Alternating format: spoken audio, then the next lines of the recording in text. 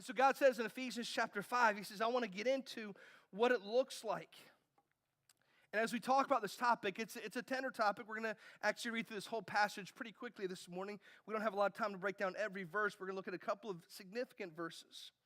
But Paul had this teaching to the church that's in Ephesus, and he's teaching on here's how, as Christians, we should walk and live and function. And then he's about to transition into the role of the family. And there's this verse in between those two sections that says this: submitting to one another out of reverence for Christ. He says if you want your family to function well, here's what it looks like. You submit to one another out of reverence for Christ.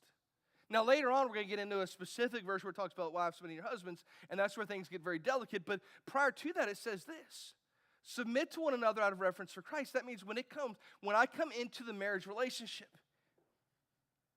and when I come into the family relationship, the family dynamic, literally the verse there for submit is talking about that we're not in it just for our own good.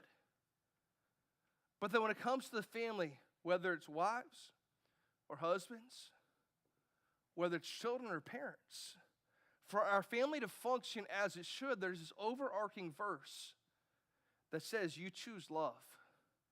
You don't choose to serve yourself. You choose to serve the better good. You choose to serve the other person. And that by doing that, you submit to one another out of reverence for Christ. And here's the picture Jesus gives. Jesus says, I want to show the example, because sometimes these verses have been taken out of context.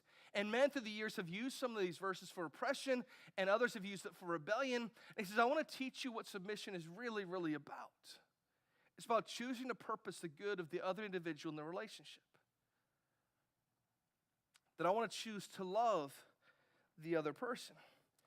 And submission is embraced where trust is established. So Jesus says, let me give the picture of what relationship looks like. Because when Jesus came here to earth, it wasn't that he was any less important than the Father, but he says, I'm going to submit to the will of the Father.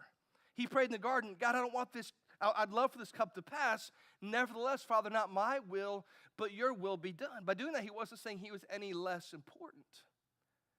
But he says, I'm willing to submit to the plan of the Father, because where submission is embraced, where trust is established. And so it begins in this relationship where it says, submit to one another out of reverence for Christ. And Jesus did two things. He showed us what submission looks like when he submits to the will of the Father. But then he also says within the confines of these verses, but also in the picture, I'm going to give you the picture of what it means to submit to something, because the next couple of verses talk about the marriage relationship and how Christ is the head of the church, as the husband is supposed to be head of the wife and the family.